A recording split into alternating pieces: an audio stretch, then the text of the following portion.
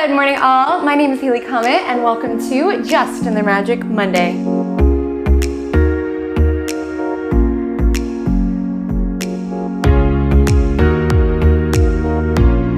Your cosmic insights for the week of May 2nd to May 8th. Astrology for real life, for your life, understanding how you can take these celestial influences to live your most magical, aligned life. I am here every single Monday. I would feel so honored if you feel inclined to like or to join every week or to subscribe. Any little nudge that you can give is so appreciated. And this week, we're in that between eclipses. Congrats everybody for surviving through the first eclipse. Please let me know how that went for you. So let's chit chat about this week. So we have Venus leaving waters that she loves. She loved Pisces, and it's so funny because Venus goes from Pisces, she enters Aries this week, and then eventually she'll enter Taurus. And so she loves being in Pisces and Taurus, and she despises being in Aries. So it's almost like this energy where she's like coasting, deeply unhappy, coasting. Now, just because Venus is unhappy, and maybe you have Venus in Aries, it doesn't mean that that's a cursed placement or that we're going to be unhappy.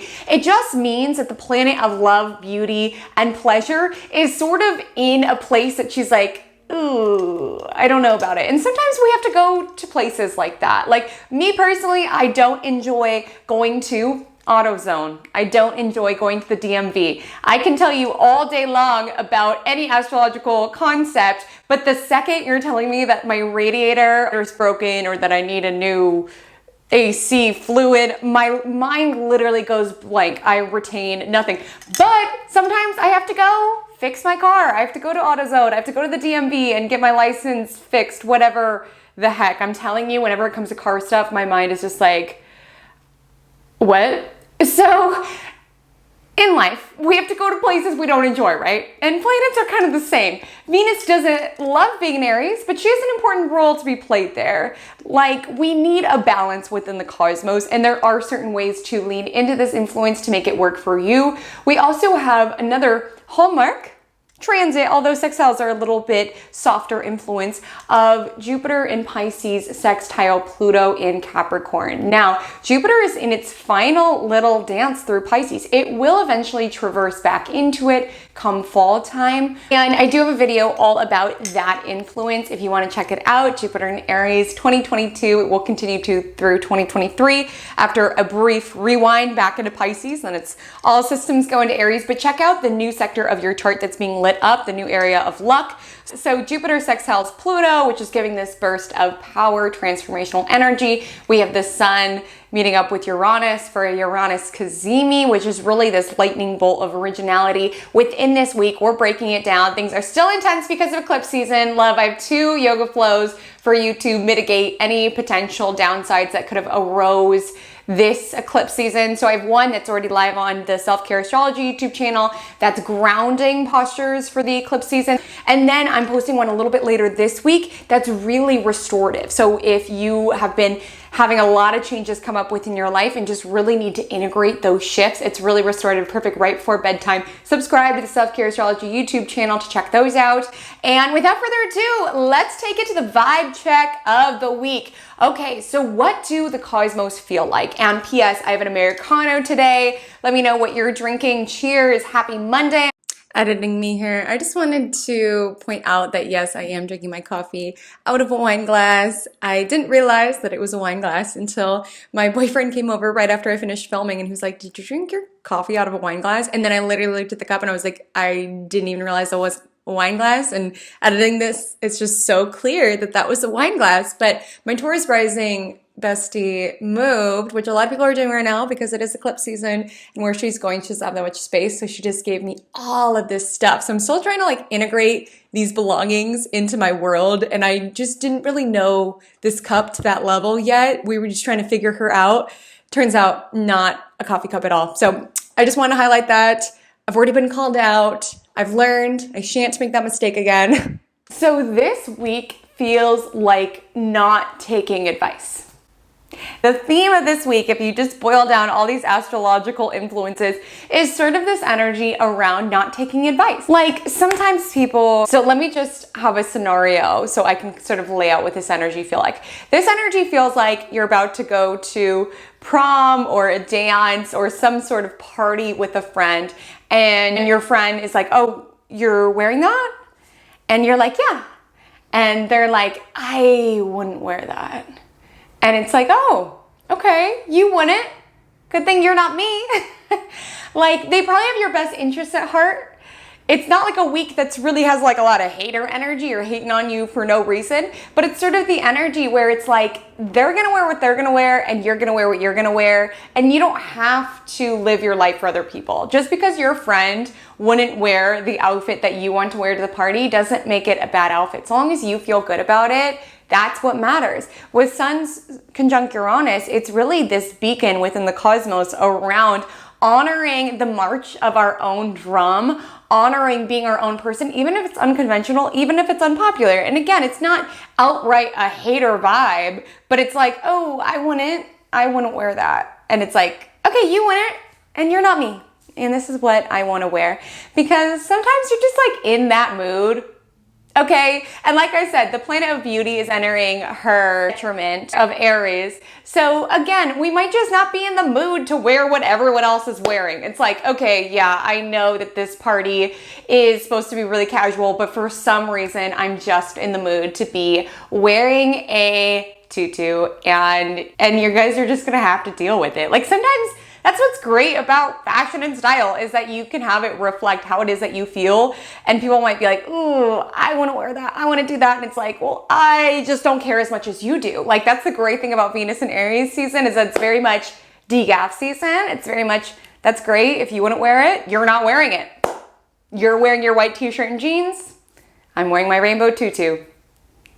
I'm still going to have a great time. It's still what I want to wear. Like with Sun conjunct Uranus, it's very much the call around being our own original person and the creativity that breeds from that space, and having that freedom to not care. Oh my gosh, I cannot tell you how freeing, and let me know if you agree with this, how freeing it is to not care after caring for so long what people thought of me. Like, I feel like I really feel this energy come up when it comes to like internet stuff. Like, I don't know, people who have my best interests at heart, no hater energy at all, but like friends and stuff are like, ooh, I wouldn't post that. That's like a little cringy. That's like a little embarrassing. It's like, okay, you don't have to post it. I'm posting it. Like, people can have our best interests and still not know how it is that we want to express ourselves and how it is that we want to move through this world. And it's okay to not take someone's advice. It's okay to not let that infect your vibe. Like, if you feel comfortable wearing that, if you feel comfortable posting that, if you feel comfortable living this life, you can listen to people, sure, but they're not living your life, okay? They're not steering the boat of your life. And I don't know why your life is suddenly a boat, but that's what came to my mind. I'm gonna break this down day by day, timestamps below, and do keep in mind that all times that I mention are PSTs, so adjust to your time zone before putting it in your planner. Monday, the 2nd, we have a Taurus moon until about 4 a.m., at which point it enters Gemini. Some lovely aspects occur, but they occur mostly overnight. So to me, truthfully, it looks like great dreams and a really great restful night's sleep. And it's funny because the day feels very productive. And oh my gosh, if Taurus season has illuminated anything for me, it is how much of a difference good sleep makes. Seriously, sleep is so huge for your body, for resting, for integrating all of these changes. With eclipse season, you might be like running around doing all of these things like, girl, I do not have the time to sleep. But trust me, your body, mind and spirit needs that time to integrate all these intense eclipse season energies. So please, please, please invest in yourself by guarding that time on your schedule and making sure that you are getting enough sleep every night. So anyways, we have some nice aspects in the middle of the night. And then on Monday, we have a productive day. So I don't know if they feel related, like getting a good night's sleep and waking up and be like, I actually feel rested. I actually feel like working on that proposal.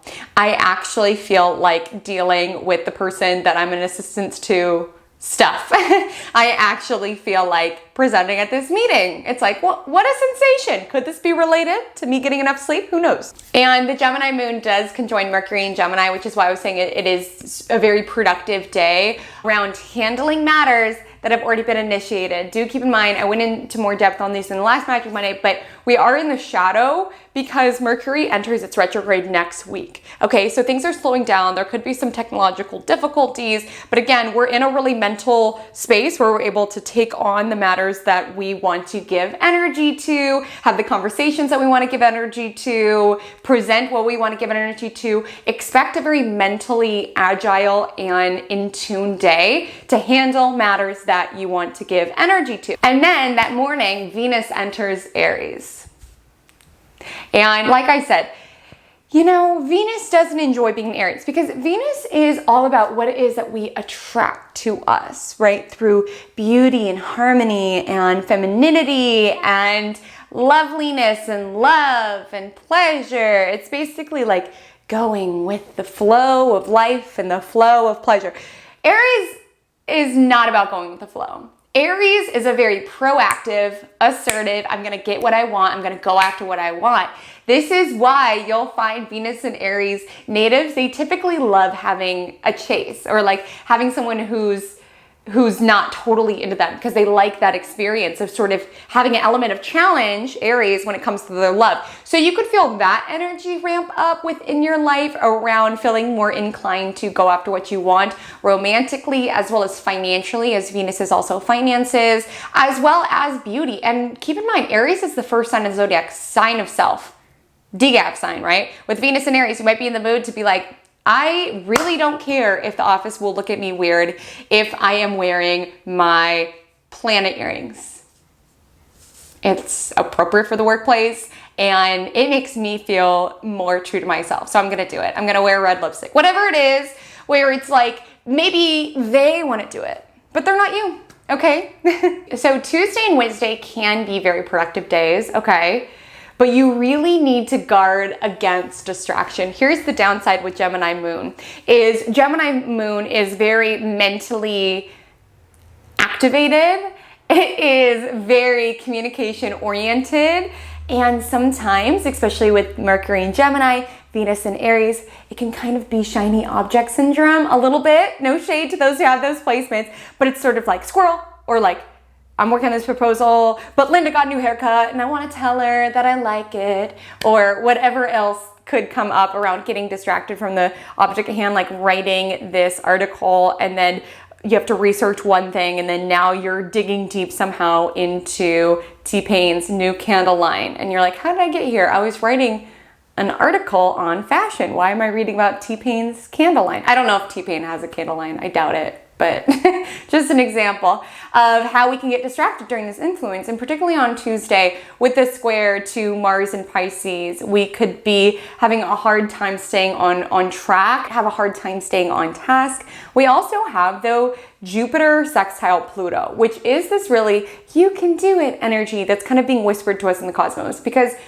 eclipse season is not a very light and fluffy time. It's typically a very intense time where a lot of us are contemplating really major life changes within our world. And with Jupiter sextile Pluto, it's sort of this whisper from the cosmos around, you've got this, keep going. And because sextile is an opportunity, right? So there is an opportunity around our own growth. And like I said last week, around Pluto's now retrograde as well, where a lot of these changes are sort of happening under the surface, right? It's things that people might not even necessarily be conscious of now. Like so much of a plant growing, much of their growth is concentrated beneath the soil, right? We only, make a big deal out of it when we see the initial sprouts, but they've had to work so hard underneath on that transformation, on that growth, and we're not privy to that information.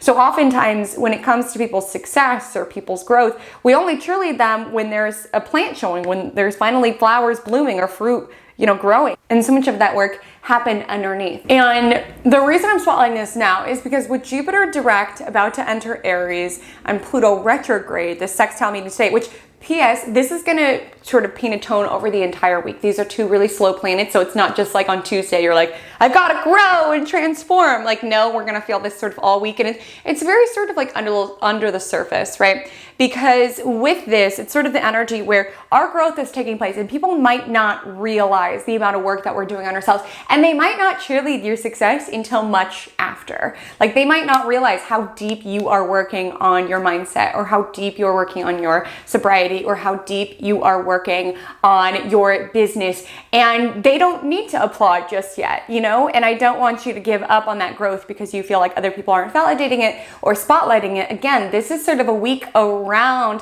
following the march of our own drum, even if it's unpopular, or even if people are like, ooh, I want to do that. Ooh, I wouldn't launch that business. Ooh, I wouldn't prioritize that. Ooh, that mindset stuff is really weird. And it's like, okay, that's fine for you. It's basically a week, it's like everyone's marching to beat of their own drum, okay? Everyone's on their own journey, and I'm doing my work underneath, and I just don't want you to feel discouraged if you don't feel that energy of applause quite yet, or people understanding your vision, because people rarely do until those sprouts are beginning to bloom. But there's been so much work beneath the surface, and that's really what Pluto retrograde is spotlighting. And with the sextile to Jupiter, it can be a very fertile time of doing that sort of deep under the surface work, but it's not going to be very visible to other people, and it's not the sort of energy that's going to necessarily burst out the fruit or the flowers that will command attention until much later. But that doesn't mean it's not worthwhile for you to devote energy to now. On Wednesday, the 4th, y'all, Pinky promised me you're gonna write a to-do list on Wednesday, okay? Seriously. I mean, truly Monday, Tuesday, and Wednesday, but particularly Wednesday, guys. Particularly Wednesday, we need to stay on track. We need to stay focused, because Gemini moon, you know, it's ramped up intellectually. It's having all these new ideas, all of these insights, but it's like getting like Mars, Jupiter, and Neptune and Pisces are like whispering to it. Or you could research about T-Pain's candle line.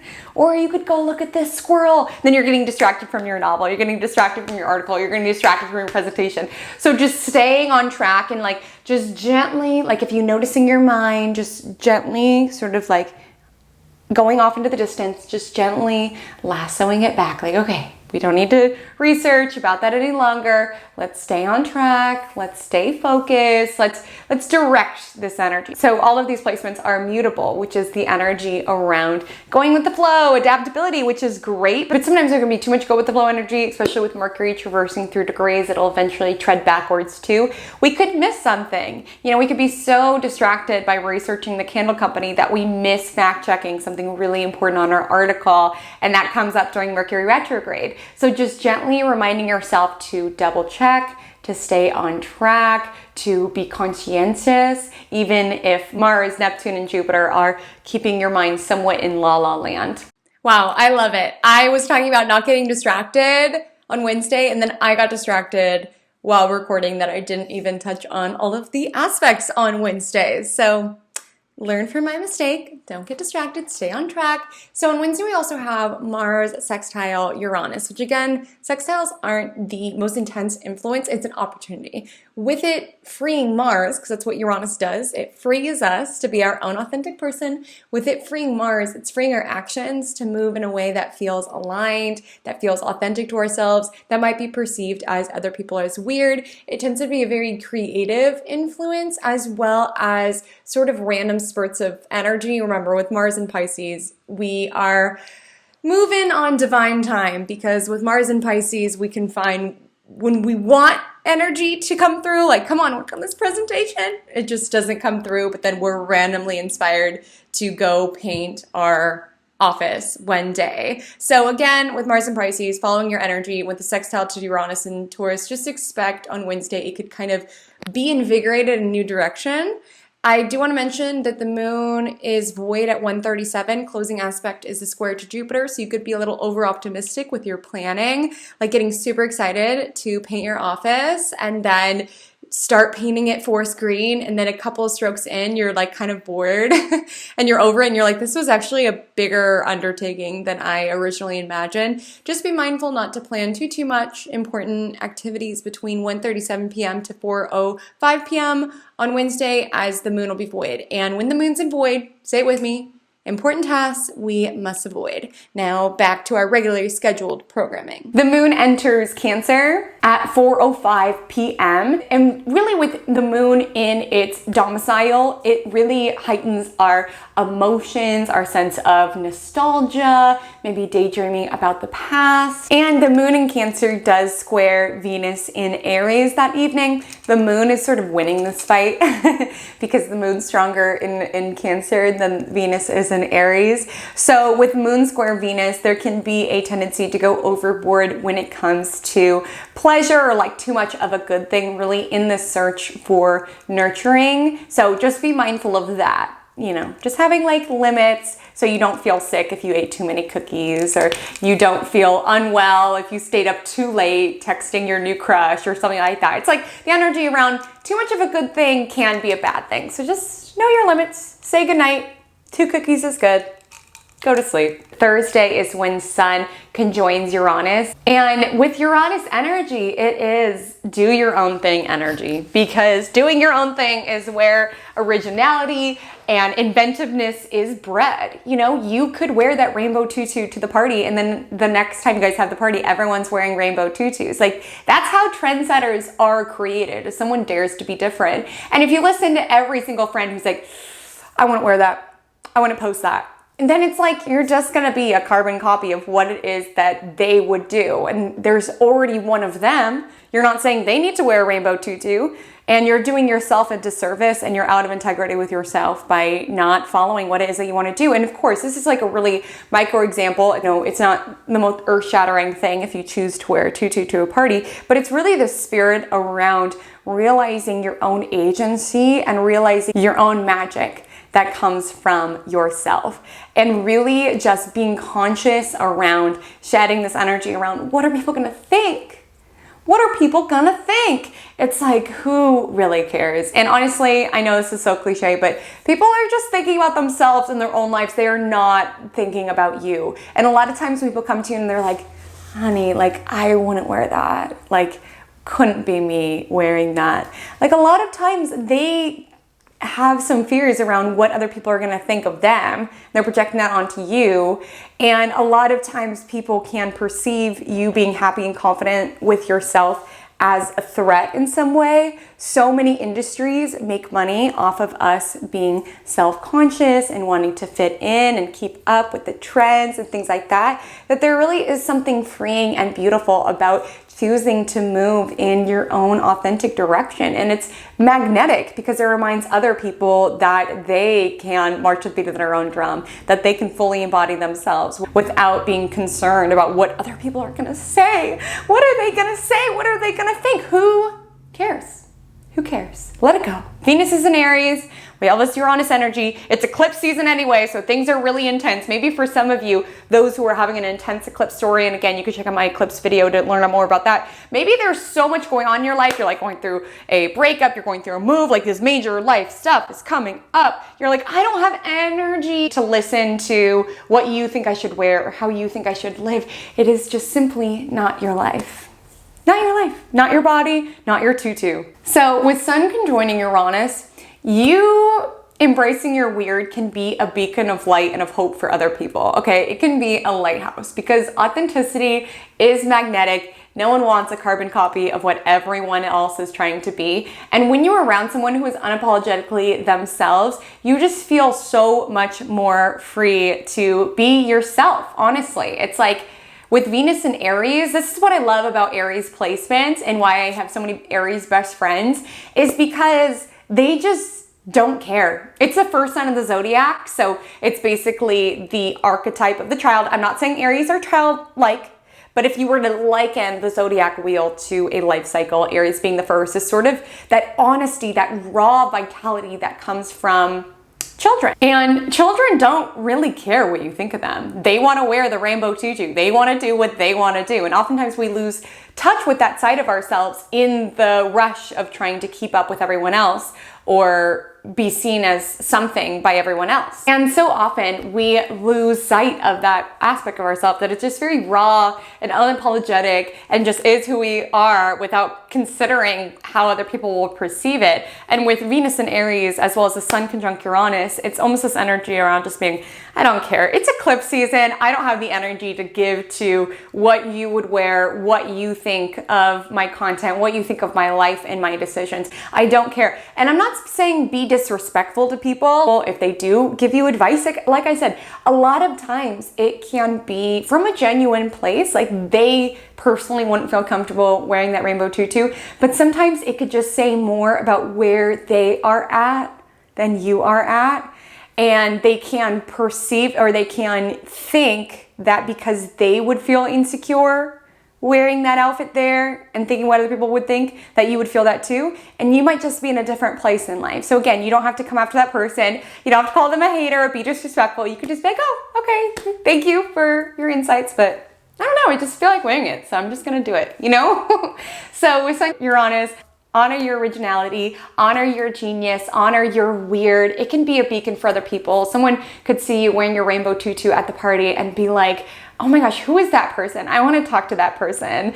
And they might feel more comfortable the next time wearing something that they would perceive as weird prior, and then have such a great night because they were just being unapologetically themselves and letting that echo through their outfit. So again, you honoring your weird frees other people to honor their weird too. And then everything in life just gets a lot more interesting when we are not trying to keep up with the status quo and projecting this aura of perfection that is simply not relatable.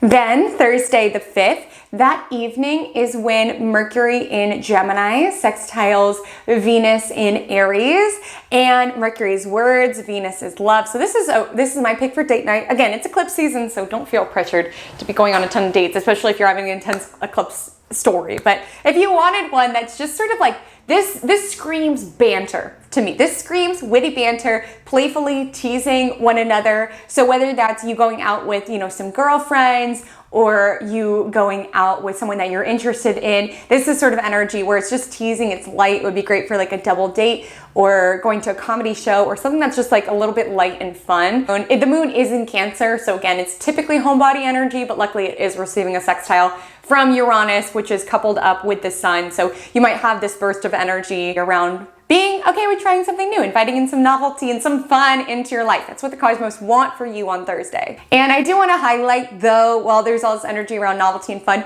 it might be a conscious choice you have to make, because there's going to be a part of you with the Cancer moon squaring Chiron and Aries that might be like, maybe I should stay in my safe space. Maybe I should just not be out in the world. And of course, if you have a genuine desire to stay home, that's fine. But checking in and seeing, okay, am I making this decision out of fear because I'm scared of what these people are going to think of me, or I'm scared of being in this new environment?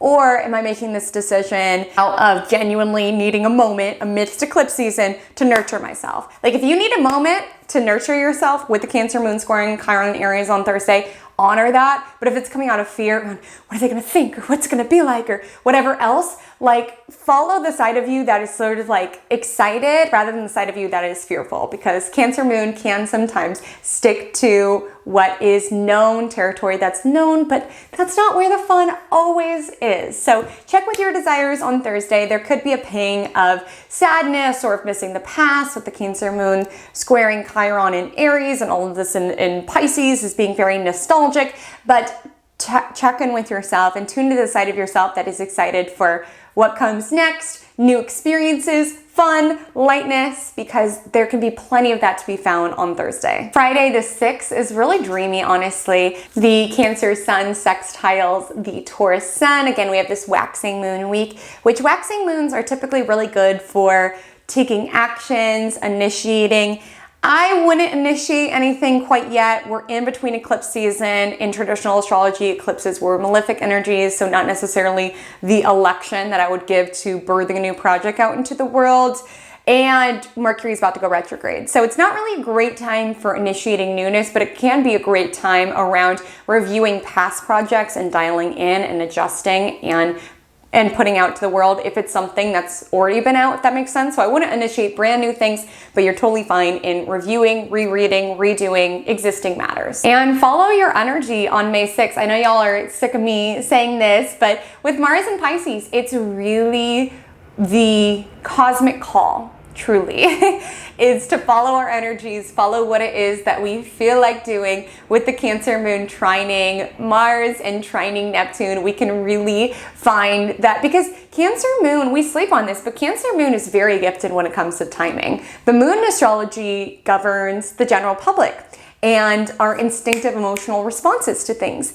And that's why Cancer placements sometimes will really be these accurate observers of the human condition of individuals. Like Cancer placements will make the most like apt descriptions or observations. And I'm like, I never thought about it that way, because they're in tune with the collective. The moon in astrology reflects the light of the sun, so they're very much kind of the reflectors of our society around certain things, and they can be really gifted when it comes to taking intuitive action, as well as really following their instincts to release things at the right time. So on Friday, with that Cancer moon trining Mars and Neptune, follow your energy and it shan't lead you astray. And with that evening, we have Cancer moon trining Neptune in Pisces. So this is the night that I would stay in and watch a movie and listen to some records and be cuddly. Just get to bed early, because this doesn't technically exact until early Saturday morning, but the moon does oppose Pluto in Capricorn. So if you stay up too late, you could be like going down like a tunnel spiral around, oh my gosh, what if this happens? And then this is gonna happen, and then this is gonna happen. And then you're like, girl, none of this is gonna happen. Please just chill, go to sleep.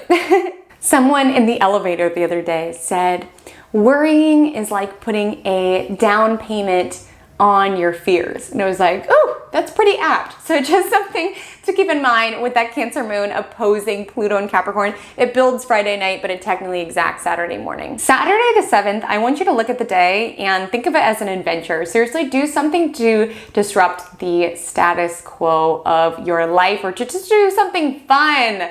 Honor play. I mean, a lot of the cosmos are sort of in playful signs. Keep in mind, it's eclipse season. I know a lot of us are doing some intense work that you're like, girl, my life is in shambles. How am I gonna play? But when your life is in shambles, that makes your play even more important, right? And with, we've got the Leo moon, which really celebrates the lighthearted part of ourself. We've got Mercury in Gemini, which is incredibly intelligent as well as humorous and fun. Venus in Aries, which is excited, adventure seeking, challenge seeking, and Mars in Pisces, which is really just going with the flow. It's really just vibing. And so with the inner cosmos in these signs, you can find that Saturday is a great time to go for a hike, go surfing, try something new. Venus in Aries does sort of activate the adrenaline seeking side of our personality and of our lives. So a great day to follow that. And Saturday is another really great date night, as the Leo moon does trine Venus in Aries. Make yourself a delicious meal, and it really just feels like, maybe because I'm from San Diego, but this day really feels like going surfing and then eating a fish taco. That's literally what the vibe feels like, doing something active and then eating something delicious and resting. And isn't that the best feeling? I don't think there's a better feeling in the world than coming home after the beach. Like, usually for me anyway, the salty air makes my hair all curly. I feel tan. I feel just like sun blissed out. Typically here in San Diego, it's like kind of a ritual. You like eat fish tacos. Maybe that's just me and my friends, but eat fish tacos, blissed out. You're just like tired and sleepy and happy and relaxed, and you feel, it's the best feeling. It is the best feeling. I'm so excited about going to the beach all the time this summer. When I was applying to colleges, I literally just applied to colleges that were near the beach. My priorities were a little askew. I applied to colleges that were in cities that had beach access, because I am from California, just Northern California, and usually going to the beach was like, well, there's water around. You go to the beach where it's like sand, picnic basket, we're vibing by the beach. It's like an hour-and-a-half journey to get to like the beachy beaches, and here it's like 5 minutes away, and it's like seriously a dream come true being so near it. So yeah, that's the vibe on Saturday. But if you're in a place in the world where it might be like chilly or something of the nature, maybe like a hike would be really great, or something that's just have a little fun. And then that night, just relax or go to a party. I know, I'm like, relax, go to party. But basically the Leo moon trining Venus in Aries, it really just has us in the mood to seek pleasure and connection within our life. So that's chilling with your partner at home or going to a party. There's just a vibe where you want to see the best in life, see the best in one another. So Saturday, just bucket it as a fun day. So Sunday the 8th is Mother's Day. So happy Mother's Day to all the mamas out there, but especially mine. I hope you all have such a beautiful day. I wish I had better news to share. I wish I had better news to share on the astrology of the day. It's not bad. It's just not the vibe that the moms deserve. They deserve better than this. As the Leo moon squares Uranus and it squares the Taurus sun, which makes it the first quarter moon, which again is the crisis moon phase. So things might be like a little intense. There could be this energy about being let down from expectations of some sort. The moon is building to oppose Saturn later that night, so there might be sort of a Sunday scaries vibe. The Leo moon is just trying to have a good time, but there's this like impending feeling of like restlessness and almost anxiety coming in from Uranus, where it might just be hard to soak up the moments as they happen. Like it definitely just feels like the Sunday scaries feeling around fearing the week ahead or just feeling uneasy. So loves, that is our week. Let's chat about our Magic Monday mantra of the week. This week's is, I march to the beat of my own drum. Seriously, this can be such a creative, inventive, original week, but it takes you marching to the beat of your own drum. Truly, it takes you living the life that you would live and not listening to people who it's like, ooh, I wouldn't do that. Ooh, I wouldn't wear that. Ooh, I wouldn't post that. And it's like, okay, you want it, and that's beautiful, and that's fine, and that's all good, but I would. And that's where creativity is bred, is in having that unapologetic dedication to ourselves and having that unwavering dedication in our vision. And again, people don't have to understand it right away. People won't understand it right away, particularly if you're working on like some sort of vision or some sort of project or some sort of personal style. People typically, and it's nothing against them, but they just don't see the work that happens underneath until there's some fruits, you know, starting to grow from it. So people are all wearing rainbow tutus, or suddenly tutus are being featured in Vogue, and now they're all into it. Now they're wearing a tutu to the party, and you're like, girl, you told me not to wear the tutu 2 years ago. And it's like, it's nothing against them. That's just where they are in their journey. But again, it is disrespectful to you and your journey if you live your life for other people. March the beat of your own drum. Follow your own originality and let creativity be bred from that really authentic space. Loves, my Instagram handle is @HaleyCommentAstrology. My TikTok is the same. I would love to connect with you over there. And until we meet again, drink lots of water and stay magical.